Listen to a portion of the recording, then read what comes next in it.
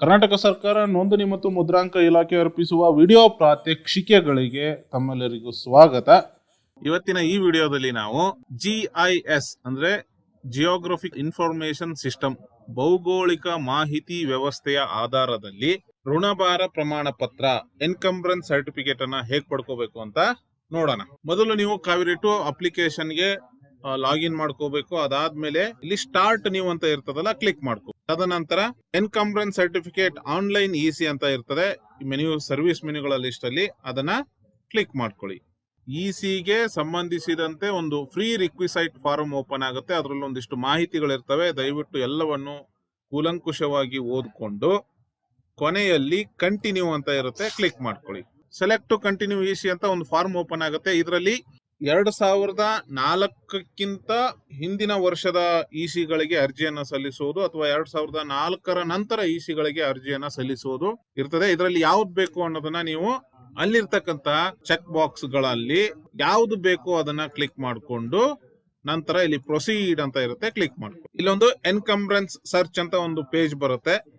ನಾವು ಸ್ವಲ್ಪ scroll down ಮಾಡಿದ್ರೆ ಇಲ್ಲಿ ಪ್ರಾಪರ್ಟಿ ಟೈಪ್ ಅಂತ ಇರುತ್ತೆ. ಈ ಪ್ರಾಪರ್ಟಿ ಟೈಪ್ ಅಲ್ಲಿ ಅಗ್ರಿಕಲ್ಚರಲ್ ಅಂತ ಇರುತ್ತಲ್ಲ, ಅದನ್ನ ತಗೊಂಡಿರ್ಬೇಕು.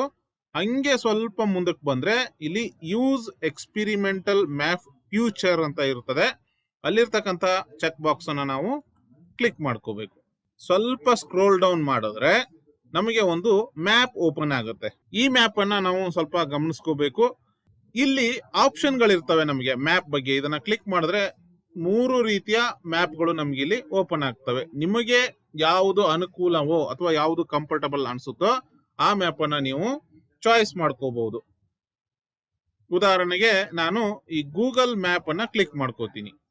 ಸೊ ಈ ಮ್ಯಾಪ್ ಅನ್ನ ನಾವು ಇನ್ನೊಂಚೂರು ದೊಡ್ಡದು ಮಾಡಬೇಕು ಅಥವಾ ದೊಡ್ಡದಾಗಿ ನೋಡಬೇಕು ಅಂತಂದ್ರೆ ಈ ಮ್ಯಾಪ್ ಮೇಲೆ ಲೆಫ್ಟ್ ಕೀಯನ್ನ ಕ್ಲಿಕ್ ಮಾಡ್ತಾ ಹೋಗಿ. ಅದು ಎನ್ಲಾರ್ಜ್ ಆಗ್ತಾ ಹೋಗುತ್ತೆ, ತುಂಬಾ ದೊಡ್ಡದಾಗ್ತಾ ಹೋಗುತ್ತೆ. ಈ ತರ ಇರುತ್ತೆ. ಈ ಮ್ಯಾಪ್ ಅನ್ನ ಡ್ರ್ಯಾಗ್ ಮಾಡ್ತಾ ನಿಮ್ಮ ಊರು ಅಥವಾ ನಿಮ್ಮ ಹಳ್ಳಿಯನ್ನ ನೀವು ಹುಡುಕಬಹುದು. ಒಂದು ವೇಳೆ ನಿಮಗೇನಾದ್ರೂ ಈ ಮ್ಯಾಪ್ ಅಲ್ಲಿ ಗೊಂದಲ ಆದ್ರೆ ಇಲ್ಲಿ ಸರ್ಚ್ ಬಟನ್ ಇರುತ್ತೆ. ಈ ಸರ್ಚ್ ಬಟನ್ ಅನ್ನ ಕ್ಲಿಕ್ ಮಾಡ್ಕೋಬೇಕು. ಮೊದಲಿಗೆ ಡಿಸ್ಟಿಕ್ ಅನ್ನ ನೀವು ಆಯ್ಕೆ ಮಾಡ್ಕೋಬೇಕು. ಅದಾದ್ಮೇಲೆ ತಾಲೂಕನ್ನ ಆಯ್ಕೆ ಮಾಡ್ಕೋಬೇಕು. ಅದಾದ್ಮೇಲೆ ಹೋಬಳಿಯನ್ನ ಆಯ್ಕೆ ಮಾಡ್ಕೋಬೇಕು. ಅದಾದ್ಮೇಲೆ ವಿಲೇಜ್ ಅನ್ನ ಆಯ್ಕೆ ಮಾಡ್ಕೋಬೇಕು. ಈಗ ನಿಮಗೆ ವಿಲೇಜ್ ನ ಬೌಂಡ್ರಿ ಇಲ್ಲಿ ಡಿಸ್ಪ್ಲೇ ಆಗುತ್ತೆ. ಇದರಲ್ಲಿ ನಿಮ್ಮ ಸೈಟ್ ಯಾವುದು, ನಿಮ್ಮ ಸ್ವತ್ತು ಯಾವುದು ಅನ್ನೋದನ್ನ ನೀವು ಇನ್ನೊಂಚೂರು ದೊಡ್ಡದು ಮಾಡಿಕೊಂಡು ನಿಮ್ಮ ಸ್ವತ್ತಿನ ಮೇಲೆ ಕ್ಲಿಕ್ ಮಾಡ್ಕೋಬೇಕು. ನೋಡಿ ಇಲ್ಲಿ ಒಂದು ಐಕಾನ್ ಬಂದಿದೆಯಲ್ವಾ, ಈ ಐಕಾನ್ ನೋಡಿ, ಇಲ್ಲೊಂದು ಐಕಾನ್ ಇದೆಯಲ್ಲ, ಇದು ಸ್ವತ್ತನ್ನ ಇಂಡಿಕೇಟ್ ಮಾಡುತ್ತೆ. ಸ್ವಲ್ಪ ಸ್ಕ್ರೋಲ್ ಡೌನ್ ಮಾಡಿದ್ರೆ ಆ ಸ್ವತ್ತಿನ ವಿವರ ನಿಮ್ಗೆ ಇಲ್ಲಿ ಕಾಣಿಸುತ್ತೆ. ಜಿಲ್ಲೆ ಯಾವುದು, ತಾಲೂಕು ಯಾವುದು, ಹೋಬಳಿ ಯಾವುದು, ವಿಲೇಜ್ ಯಾವುದು, ಮತ್ತೆ ಆ ಸ್ವತ್ತಿನ ಸರ್ವೆ ನಂಬರ್ ಕೂಡ ಇಲ್ಲಿರುತ್ತೆ. ನೀವು ಯಾವ್ದನ್ನ ಬೇಕಾದ್ರೂ ಕ್ಲಿಕ್ ಮಾಡ್ಕೋಬಹುದು. ಈ ತರ ನೋಡಿ, ಇನ್ಫಾರ್ಮೇಶನ್ ಬದಲಿ ಆಗ್ತಾ ಹೋಗುತ್ತೆ. ಹೀಗೆ ನಿಮ್ಮ ಸ್ವತ್ತನ್ನ ನೀವು ನಿಖರವಾಗಿ ಆಯ್ಕೆ ಮಾಡಿಕೊಂಡು ಸ್ವಲ್ಪ ಸ್ಕ್ರೋಲ್ ಡೌನ್ ಮಾಡಿದ್ರೆ ಇಲ್ಲಿ ಪೀರಿಯಡ್ ಆಫ್ ಇಸಿ ಸರ್ಚ್ ಅಂತ ಇರುತ್ತೆ. ಅಲ್ಲಿ ನೀವು ಇಯರ್ ಅನ್ನ ಸರ್ಚ್ ಮಾಡಬೇಕು. ಯಾವ ವರ್ಷದಿಂದ ಯಾವ ವರ್ಷಕ್ಕೆ ನಿಮಗೆ ಇಸಿ ಬೇಕು ಅನ್ನೋದನ್ನ ನೀವು ಇಲ್ಲಿ ಸರ್ಚ್ ಮಾಡ್ಕೋಬೇಕು. ಡೇಟ್ ಅನ್ನ ಸೆಟ್ ಮಾಡಿದ್ಮೇಲೆ ಇಲ್ಲಿ ಸರ್ಚ್ ಅಂತ ಆಪ್ಷನ್ ಇರುತ್ತೆ, ಕ್ಲಿಕ್ ಮಾಡ್ಕೊಳ್ಳಿ.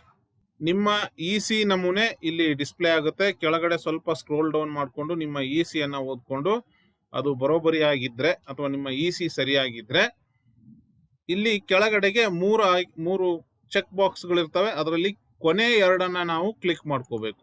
ನಂತರ ಕೊನೆಯಲ್ಲಿ ಪ್ರೊಸೀಡ್ ಅಂತ ಕ್ಲಿಕ್ ಮಾಡ್ಕೋಬೇಕು. ಇಸಿಗೆ ಸಂಬಂಧಪಟ್ಟಂತಹ ಒಂದು ಸಮ್ಮರಿ ಓಪನ್ ಆಗುತ್ತೆ. ಅದನ್ನ ಕೂಲಂಕುಷವಾಗಿ ನೀವು ಓದ್ಕೊಂಡು ನಂತರ ಇಲ್ಲಿ ಮೇಕ್ ಪೇಮೆಂಟ್ ಅಂತ ಇರುತ್ತೆ, ಇದನ್ನ ಕ್ಲಿಕ್ ಮಾಡ್ಕೋಬೇಕು. ಅಲ್ಲಿಂದ ಇದು ಪೇಮೆಂಟ್ ಗೇಟ್ವೇಗೆ ನಿಮ್ಮನ್ನ ರೀಡೈರೆಕ್ಟ್ ಮಾಡುತ್ತೆ. ಇಲ್ಲಿ ಪೇಮೆಂಟ್ ಡೀಟೇಲ್ ಇರುತ್ತೆ, ಬಿಲ್ಲಿಂಗ್ ಅಡ್ರೆಸ್ ಇರುತ್ತೆ. ಅದಾದ್ಮೇಲೆ ಈ ತರ ನಿಮಗೆ debit card, credit card, internet, UPI ಮೂಲಕ ಪೇ ಮಾಡೋದಕ್ಕೆ ಅವಕಾಶ ಇರ್ತದೆ. ನೀವು ಪೇ ಮಾಡಿದ ನಂತರ ಮತ್ತೆ ಇದು ಮೇನ್ ಸ್ಕ್ರೀನ್ ಬರ್ತದೆ ಅಥವಾ ನಮ್ಮ ಲಾಗಿನ್ ಡ್ಯಾಶ್ ಬೋರ್ಡ್ ಬರ್ತದೆ. ಅಲ್ಲಿ ಇ ಸೈನ್ ಅಂತ ಒಂದು ಆಪ್ಷನ್ ಇರ್ತದೆ, ಅದನ್ನ ಕ್ಲಿಕ್ ಮಾಡ್ಕೋಬೇಕು. ಇಲ್ಲೊಂದು ಸಮ್ಮರಿ ರಿಪೋರ್ಟ್ ಆಗುತ್ತೆ. ಅದರಲ್ಲಿ ಇಲ್ಲಿ ಸೆಂಡ್ ಫಾರ್ ಇ ಸೈನ್ ಅಂತ ಇರ್ತದೆ, ಅದನ್ನ ಕ್ಲಿಕ್ ಮಾಡ್ಕೋಬೇಕು. ನಂತರ ಇದು ಭಾರತ ಸರ್ಕಾರದ ಇ ಹಸ್ತಾಕ್ಷರ ಎಂಬುವಂತ ಒಂದು ಪೇಜ್ಗೆ ರೀಡೈರೆಕ್ಟ್ ಆಗುತ್ತೆ.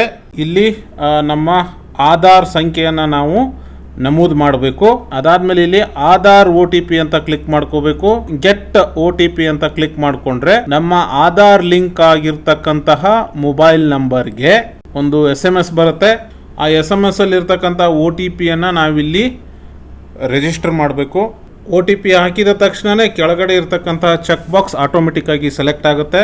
ಅದಾದ್ಮೇಲೆ ಸಬ್ಮಿಟ್ ಅಂತ ಕ್ಲಿಕ್ ಮಾಡಬೇಕು. ಅದು ಸಕ್ಸಸ್ ಆದ ನಂತರ ಇಲ್ಲಿ ಮತ್ತೊಂದು ಡಾಕ್ಯುಮೆಂಟ್ ಸಮ್ಮರಿ ಓಪನ್ ಆಗುತ್ತೆ. ಆ ಡಾಕ್ಯುಮೆಂಟ್ ಸಮ್ಮರಿಯಲ್ಲಿ ಎಲ್ಲ ಡೀಟೇಲ್ಸ್ ಕೂಡ ಇರುತ್ತೆ. ಅದರ ಕೆಳಗಡೆಗೆ ಒಂದು PDF ಮಾದರಿಯಲ್ಲಿ ಫಾರಂ ನಂಬರ್ 22 ಓಪನ್ ಆಗುತ್ತೆ. ಆ ಫಾರಂ ನಂಬರ್ 22ನಲ್ಲಿ ನಮ್ಮ EC ಯಾವ ಸಬ್ ರಿಜಿಸ್ಟರ್ ಹೋಗಿದೆ ಅನ್ನೋದು ಆ ಡೀಟೇಲ್ಸ್ ಅಲ್ಲಿ ಇರುತ್ತೆ. ಎಲ್ಲವೂ ಆದಮೇಲೆ ಇಲ್ಲಿದೆ ನೋಡಿ, ಇದು ಫೈನಲ್ ಸಬ್ಮಿಷನ್. ಈಗ ನಾವು ಸಬ್ಮಿಷನ್ ಅಂತ ಕ್ಲಿಕ್ ಮಾಡ್ಕೋಬೇಕು. ಅದಾದಮೇಲೆ ನಮಗೆ ಸಕ್ಸಸ್ ರಿಪೋರ್ಟ್ ತೋರಿಸುತ್ತೆ ಈ ಥರ. ನಂತರ ನಮ್ಮ ಲಾಗಿನ್ ಡ್ಯಾಶ್ ಬೋರ್ಡ್ನಲ್ಲಿ ಅಪ್ಲಿಕೇಶನ್ ನಂಬರ್ ಇರ್ತದೆ, ಅಪ್ಲಿಕೇಶನ್ ಡೇಟ್ ಇರ್ತದೆ, ಅಪ್ಲಿಕೇಶನ್ ಟೈಪ್ ಇರ್ತದೆ. ಅದಾದಮೇಲೆ ಅಪ್ಲಿಕೇಶನ್ ಸ್ಟೇಟಸ್ ಕೂಡ ಇಲ್ಲಿ ಮೆನ್ಷನ್ ಆಗಿರ್ತದೆ. 3 ಕಾರ್ಯ ದಿನಗಳು ಅಂದರೆ 3 ವರ್ಕಿಂಗ್ ಡೇಸ್ನ ನಂತರ ನಮ್ಮ ಅಪ್ಲಿಕೇಶನ್ ಇಲ್ಲಿ ಈ ಥರ ಡಿಸ್ಪ್ಲೇ ಆಗುತ್ತದೆ. ನಂತರ ನೀವು ಡೌನ್ಲೋಡ್ ಇ-ಸೈನ್ಡ್ ಸಿ ಅನ್ನೋದನ್ನು ಕ್ಲಿಕ್ ಮಾಡಿಕೊಂಡು ನಿಮ್ಮ EC ಸರ್ಟಿಫಿಕೇಟನ್ನು ಪಡೆದುಕೊಳ್ಳಬಹುದು. ಕಾವೇರಿ 2 ತಂತ್ರಾಂಶ ಮತ್ತು ನೋಂದಣಿಗೆ ಸಂಬಂಧಪಟ್ಟಂತಹ ಹೆಚ್ಚಿನ ಮಾಹಿತಿಗಾಗಿ ನಮ್ಮ ಸಹಾಯವಾಣಿ ಸಂಖ್ಯೆ 0808265316ಕ್ಕೆ ಕರೆ ಮಾಡಿ. ಇನ್ನಷ್ಟು ಹೆಚ್ಚಿನ ಮಾಹಿತಿ ಪೂರ್ಣ ವಿಡಿಯೋಗಳಿಗಾಗಿ ನಮ್ಮ ಇಲಾಖೆಯ ಯೂಟ್ಯೂಬ್ ಚಾನೆಲ್ ಅನ್ನ ಸಬ್ಸ್ಕ್ರೈಬ್ ಮಾಡಿ, ಫಾಲೋ ಮಾಡಿ, ಲೈಕ್ ಮಾಡಿ ಮತ್ತೆ ಶೇರ್ ಮಾಡಿ. ಮತ್ತೊಂದು ಮಾಹಿತಿಯುಕ್ತ ವಿಡಿಯೋದಲ್ಲಿ ಮತ್ತೆ ಭೇಟಿಯಾಗೋಣ. ಧನ್ಯವಾದಗಳು. ಶುಭ ದಿನ.